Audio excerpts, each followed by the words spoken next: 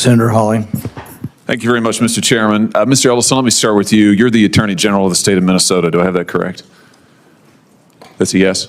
Sir, you're aware of my job. You know the answer to that. You're not going to answer my questions? Are we going to start this way? Are you the Attorney General of the state of Minnesota, yes or no? You know the answer.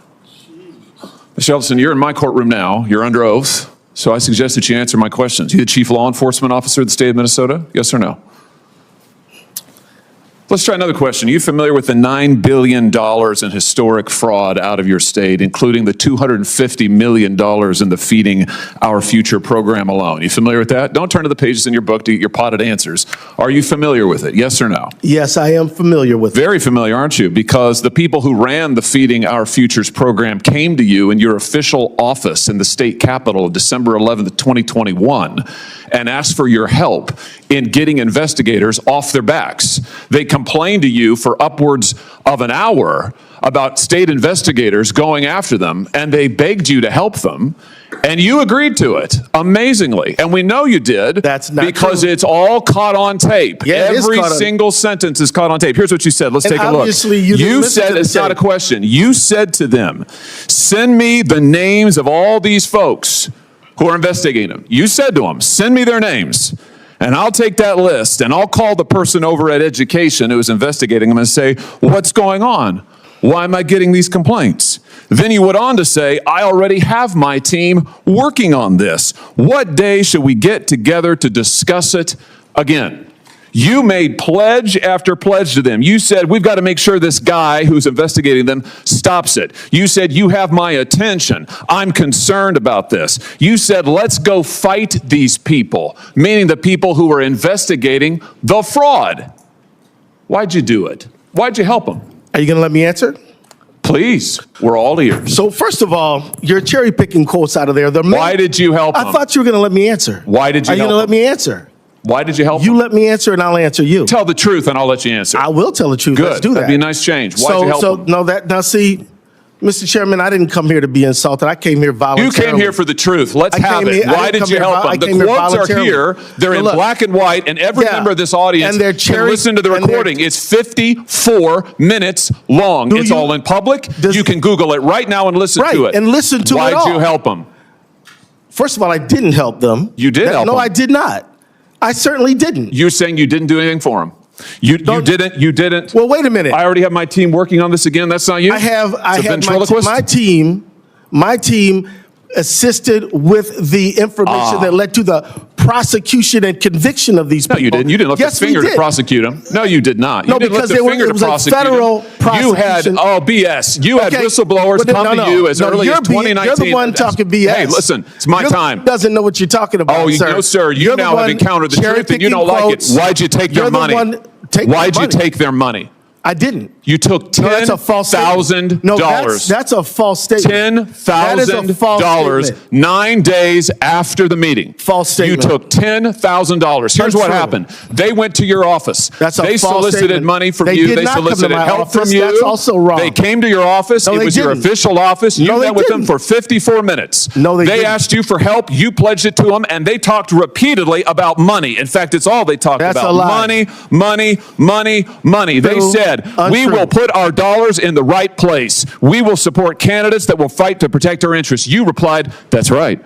They said, if you are securing your donor base and securing your power base, you can act the way you want. You replied, money is freedom.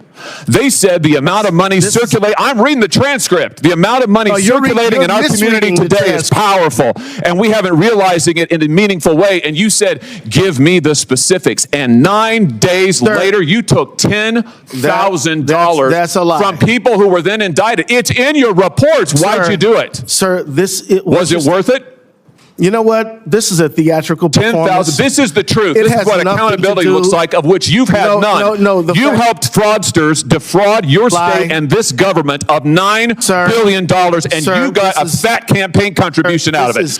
You ought to be indicted. True. Well, that's the truth. I think we've made the point. Let's keep the tenor just for the record. I'll ask how I want to, he's lying, Paul. and that's the truth. Oh no, this is all on the record, sir. Did you bother Did you bother to investigate where the money that you facilitated their fraud for, where it went? Do you know where it went, what it was used for, the fraudulent money? I do, because we just heard testimony about it yesterday. Because we the were funds key went players in the hundreds of millions of dollars to terrorist groups, to transnational criminal organizations, to the drug trade, to drug trafficking, to child trafficking. And you took $10,000 That's a lie. and helped them do it. You know, the other thing is untrue statement. whistleblowers came to you as early as 2019. Let's look. As early as 2019, whistleblower. Don't talk over me. No, as no, early you're as talking over me. 2019, it's my hearing, pal. As early as I'm not your pal. 2019. Don't call me pal. Whistleblowers came to, well, I should call you prisoner because you ought to be in jail. Well, we'll see what you can do In about it. 2019, whistleblowers came to you in your office and referred to you fraud allegations from Feeding Our Futures, and you blew them off. Listen, your own state newspaper That's a investigated lie. it. The Minnesota Star Tribune, the Partners in Nutrition, brought its concerns to the Attorney General's office in 2018 and in 2019, and you did nothing. You did nothing for years. The only action you took is, once all these fraudsters came to your office It is a and asked you to get false involved statement. and offered you money, Did not come to then my you got office. involved. They Then did you not. took the money, They and then did- you got involved. They did not come to my office. You're completely wrong about that. You met with them I did for not take anybody's 54 money. minutes, and you took $10,000, and they also gave your family money. They gave your family thousands of dollars in campaign contributions in addition to what they gave a false you. statement. Let's put the This is, sign this back is up. completely untrue. The New York Post. Yeah, we know the New York Post. Minnesota Keith Ellison, AG, accepted campaign donations from individuals linked to the $250 million COVID fraud scheme after they were in your office. The donations came on December 20th. Sir, you this met is with them not- on December the 11th, and on January 20th, the FBI knocked over their headquarters. No. That's the sequence of events here. No, it's not. You've the been sequence right of at the events. center of this fraud It's not thing the from the sequence of beginning, events. and It's you've untrue. enabled it. And sir, The false you statement- should resign. And sir, you should resign. I was thinking the same thing about you. Should resign. Thank I was Mr. thinking Chairman. the exact same thing about you. I'm sure after encountering Yeah, this yeah. truth, you are, because it hurts to because have accountability, doesn't it? Because after this parade It of hurts to have lies and accountability. presentation, Time has I think you should be expired. ashamed for misrepresentation. Time has expired. Senator Moreno.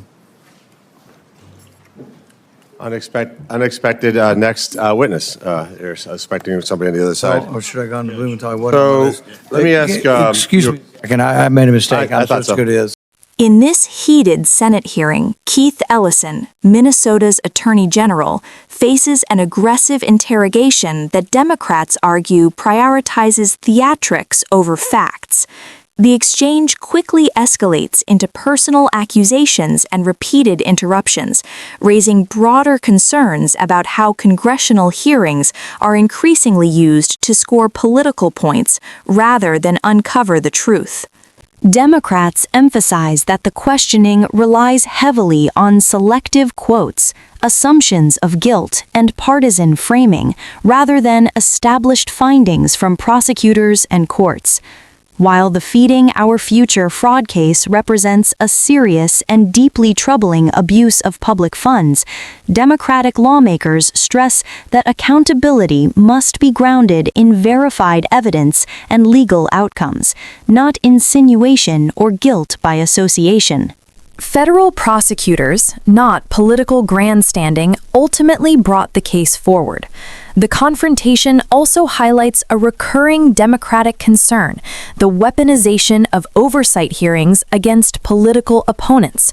Critics argue that the tone and conduct displayed, frequent interruptions, accusations of criminality without adjudication, and inflammatory language undermine the integrity of congressional oversight and blur the line between investigation and intimidation. Democrats further note that campaign donations, while deserving of scrutiny, must be evaluated within the bounds of law and ethics, not retroactively framed as proof of corruption without due process.